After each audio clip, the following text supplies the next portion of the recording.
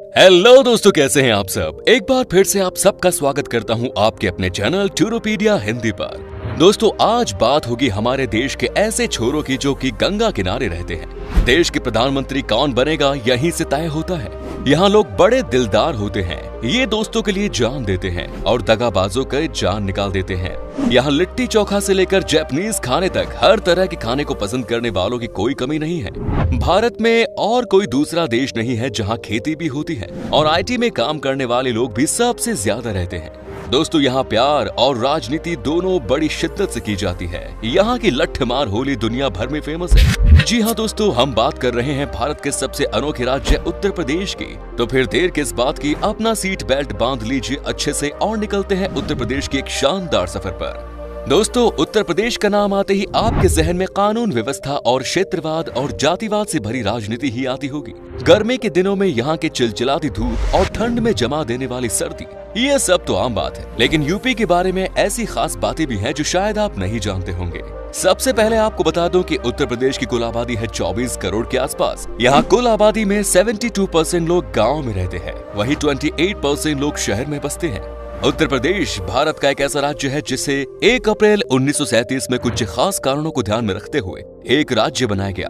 UP Bharat में होने वाली किसी भी घटना पर सबसे ज्यादा सुर्खियों में रहता है। ये राज्य राजनीति से लेकर इकोनॉमिक इश्यूज में सबसे आगे रहता है।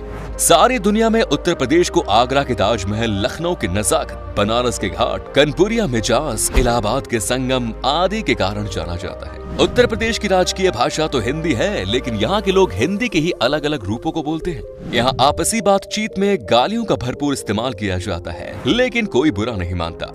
भारत सरकार का चिन्ह मौर्य सम्राट अशोक के द्वारा उत्तर प्रदेश के वाराणसी के पास सारनाथ में बनवाया गया, जिसे 1947 के बाद भारत सरकार ने अपना सिंबल बना लिया था। यूपी के लोग हमेशा इस जुगाड़ में रहते हैं कि उनका काम किसी जुगाड़ से हो जाए। यूपी की ये बात सबसे अलग है। यहाँ हर कोस पर पानी का स्वाद बदल जाता है और हर 2.5 कोस पर भाषा बदल जाती है। एक ही जिले में थोड़ी थोड़ी दूरी पर भाषा के फर्क है, जो कि यहाँ आकर ही समझा जा सकता है। दोस्तों, अगर आपको स्विट्जरलैंड में गाय के गले में बंधी घंटियां लुभाती है, तो उन्हें देखकर वाव करने से पहले जान ले कि ये घंटियां यूपी में ही बनाई जाती हैं। जी हाँ, यूपी के एटा जिले के एक गांव जालेसर से हर साल भारी मात्रा में इन पीतल की घंटियों को बनाकर विदेशों में भेजा जाता है। उत्तर प्रदेश को अपनी अनूठी कल्चर के लिए जाना जाता है। इसमें तरह तरह के dance, festival, assembly, music, drama, cinema सब कुछ है। दुनिया भर में पॉपुलर कथक डांस की उत्पत्ति यूपी में ही हुई थी। फोक डांस, जिसे रसिया कहा जाता है, ये भी बहुत पॉपुलर है। नौटंकी यहाँ का public operative theatre performance form है। हिंदी सिनेमा आने से पहले भारत में सबसे ज्यादा मनोरंजन नौटंकी से किया जाता था, जिसमें घरेलू लड़कियों का जाना मना होता था। जब नौटंकी शुरू हुई थी तब ये बहुत अच्छी थी, लेकिन वक्त के साथ साथ ये एक अश्लील डांस में बदल गई।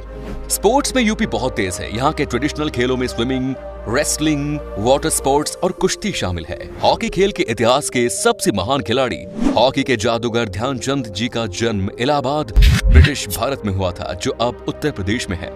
यूपी की कुछ बात बहुत अजीब है सुनने में, जैसे कि यूपी में जाति भेद बहुत है। यहाँ ब्राह्मण जात को समाज में सबसे आगे जगह मिलती है। यहाँ ब्राह्मण परिवारों में जनेऊ संस्कार का बहुत इंपॉर्टेंस होता है। जब ये संस्कार होता है तो लड़के को सिर्फ लंगोट पहनकर घर से बाहर निकलना होता है और भीख मांगनी पड़ती है।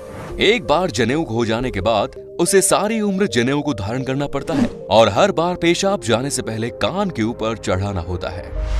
उत्तर प्रदेश के मुजफ्फरनगर जिले में एक गांव का नाम snapdeal.com नगर है। पहले गांव का नाम शिवनगर था। जब इस गांव के लोगों को पानी के लिए दूर जाना पड़ता था, तब स्नैपडील ई-कॉमर्स कंपनी ने इस गांव में 14 हैंडपंप लगवाए थे और तभी से गांव का नाम स्नैपडील पड़ गया।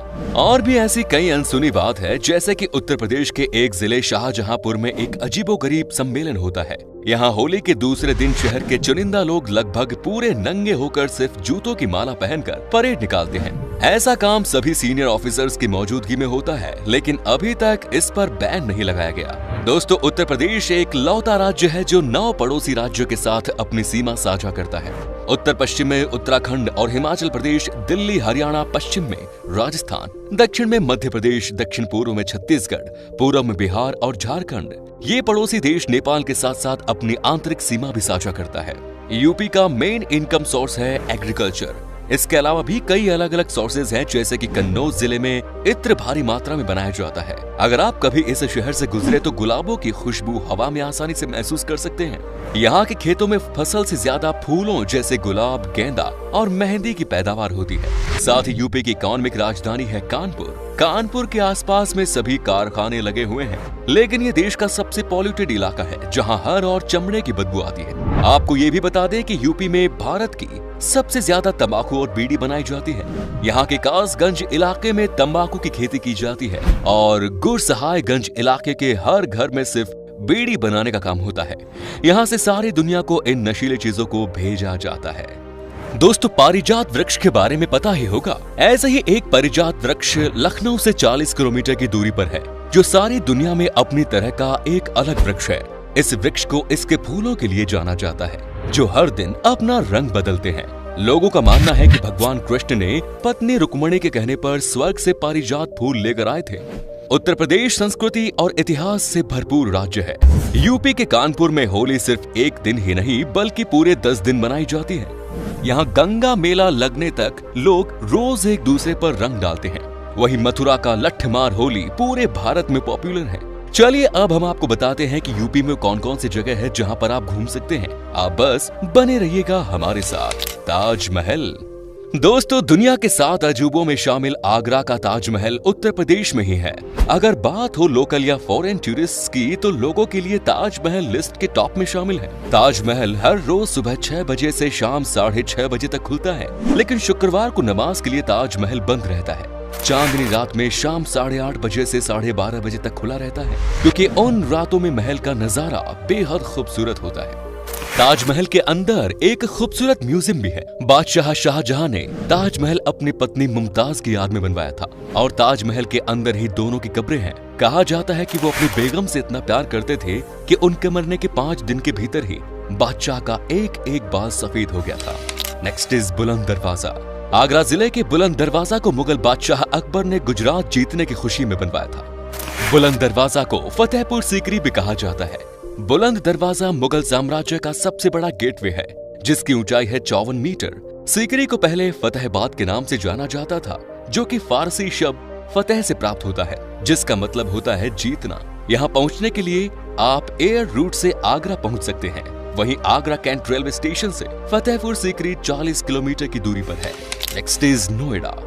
अगर आपको यूपी का मॉडर्न स्टाइल देखना है तो आपको एक बार नोएडा जरूर आना चाहिए। नोएडा पर आपको सबसे बड़ी बड़ी बिल्डिंग्स देखने को मिलेगी, जो कि पूरी यूपी में और कहीं नहीं है। और तो और यहाँ पर आपको एक से बढ़कर एक मॉल देखने को मिलेंगे और यहीं पर आपको सबसे ज्यादा लोग पार्टी करते हुए दिखेंगे। यहाँ पर हर तरह की फैसिलिटी है और आने वाले समय में देश का सबसे बड़ा हवाई अड्डा जेवर एयरपोर्ट भी नोएडा में बनने वाला है। Next is Varanasi. Varanasi PM Modi ji का पार्लियामेंट्री एरिया है। यहाँ पहुँचने के कई रास्ते हैं। दिल्ली से आने वाले लोगों के लिए रेलवे ने वंदे मातरम एक्सप्रेस चला रखी है, जिससे दिल्ली और वाराणसी का सफर 8 घंटे में तय हो जाता है। बनारस दुनिया का सबसे पुराना शहर है। कहा जाता है कि एक जमाने में यहाँ लोग आपसी बातचीत भी शास्त्रों की भाषा में किया करते थे। इसी कारण वहाँ की भाषा और संस्कृति बेहद समृद्ध है। वाराणसी हिंदुओं का धार्मिक शहर है और इसीलिए इसकी बहुत मान्यता है। अगर आप वाराणसी आए तो यहाँ के घाटों को देखना न भूलें। प्रयाग घाट, अस्सी घाट और मणिकर्णिका घाट ऐसे हैं जिन्हें आपको जरूर देखना चाहिए। हर शाम को होने वाली गंगा आरती जरूर देखें। नेक्स्ट इज कटनिया घाट। अगर आपको यूपी घूमते घूमते थकान महसूस हो या फिर कई ऐसी जगह जाने का मन कर रहा हो जहां आप नेचर को एंजॉय कर सके, तो आपको बेशक कटनिया घाट जाना चाहिए।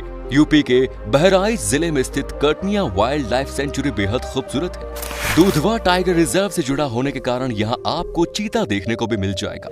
यहाँ करीब 30,000 टाइगर, 40 से 45 हाथी और 4 गैंडे हैं और इसके अलावा 200 से 250 गिद्ध, अजगर और कई दुर्लभ सांप यहाँ देखने को मिलेंगे। यहाँ की गेरुआ नदी बहुत साफ सुथरी है। अगर आपको यहाँ रात बिताने का मन करे तो गेरुआ नदी के किनारे ट्री हाउस मिल जाएगा। Next is Sangam Ghat. उत्तर प्रदेश का इलाहाबाद जिला हाई कोर्ट और यूनिवर्सिटी से ज्यादा अपने 2 नदियों के संगम के लिए मशहूर है। यहाँ यमुना और गंगा का संगम होता है। हिंदुओं के लिए ये बेहद धार्मिक स्थल है। इलाहाबाद के संगम को घूमने का सबसे अच्छा समय जनवरी से मार्च है, क्योंकि इस समय माघ मेला चल रहा होता है। इलाहाबाद पहुंचने के लिए आपको बस के साथ साथ सीधी हवाई यात्रा और रेलवे सेवा भी मिल जाएगी। महाराजा गंगाधर राव की छतरी। दोस्तों, महाराजा गंगाधर राव की छतरी उत्तर प्रदेश के झांसी जिले में है। इसका निर्माण रानी लक्ष्मीबाई द्वारा 21 नवंबर 1853 को कराया गया।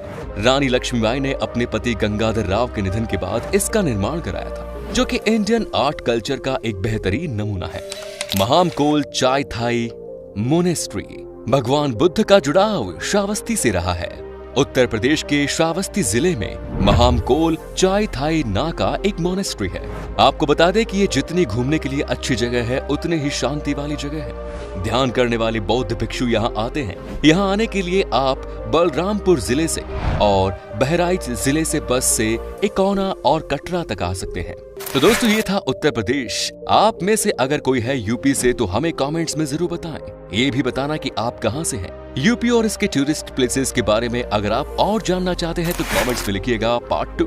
उम्मीद है आपको ये एपिसोड पसंद आया होगा। वीडियो को लाइक करें और अपने दोस्तों और रिश्तेदारों के साथ शेयर करना ना भूलें। हमारे चैनल को भी सब्सक्राइब जरूर करें। वीडियो को अंत तक देखने के लिए सभी का शुक्रिया। फिर मुलाकात होगी एक नई वीडियो के साथ। धन्यवाद।